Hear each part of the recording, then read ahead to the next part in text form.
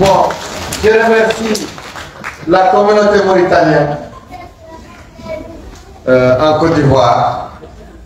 Je remercie les représentants, les vétérans, les responsables de notre diaspora ici en Côte d'Ivoire. Je remercie aussi les partis politiques comme Tawasoul et la CDE et toutes les organisations de la diaspora. Je les remercie d'avoir toujours soutenu sans réserve les actions bénéfiques de l'IRA ici en Côte d'Ivoire et d'avoir aussi soutenu l'IRA quand elle est en difficulté là-bas en Mauritanie.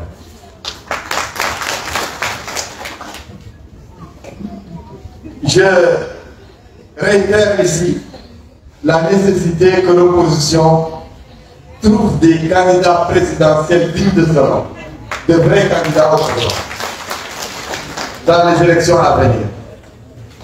J'ai passé en revue l'échec du pouvoir actuel dans sa politique de justice sociale, dans sa politique de développement, dans sa politique d'équité et de lutte contre les disparités, contre le racisme, contre l'esclavage et contre toutes sortes de discriminations. Ce pouvoir a échoué. Je vois aussi que malgré ces échecs, le pouvoir cumule encore des scandales.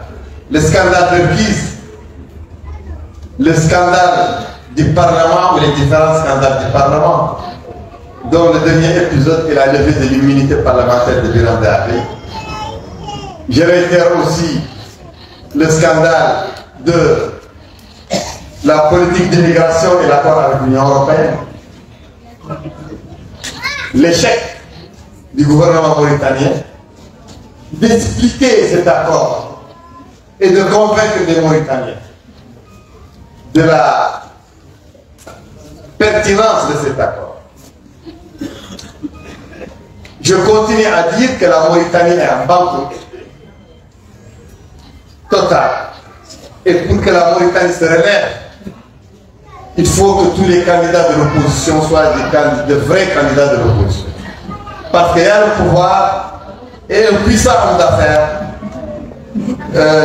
rodé à la corruption politique, à la corruption financière des hommes politiques, qui rôde le pouvoir et cet homme d'affaires et qui veut noyauter l'opposition en l'amenant à soutenir des candidats qui sont en vérité des candidats de système et des candidats parrainés par cet homme d'affaires. Cet homme d'affaires qui a soutenu Mahaouia dans tous ses mandats, qui a soutenu Aziz dans son coup d'État contre la démocratie et dans son premier mandat présidentiel, et qui a eu maille à aller avec Aziz parce que les deux se sont brouillés à cause de l'argent de l'État. Et il s'est exilé, il a été poursuivi en justice, et maintenant il est de retour.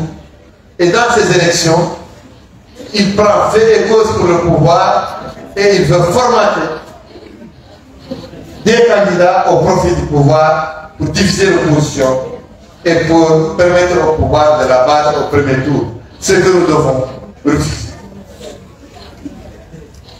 Je suis déjà moi-même et l'opposition anti-système qui s'est réunie autour du parti RAC, de l'IRA, du FBC, de Touche pas à ma nationalité et d'autres mouvances de la société civile, nous qui voulons former, mettre en liste une candidature anti-système. Nous sommes déjà en discussion avec les deux CDR et nous espérons aboutir à un accord qui met les CDR dans leur environnement naturel, leur cadre naturel, qui est le cadre de l'opposition anti-système. Nous n'avons pas voulu cette année faire une candidature individuelle. On veut faire une candidature de groupe. Toute l'opposition anti-système doit se réunir.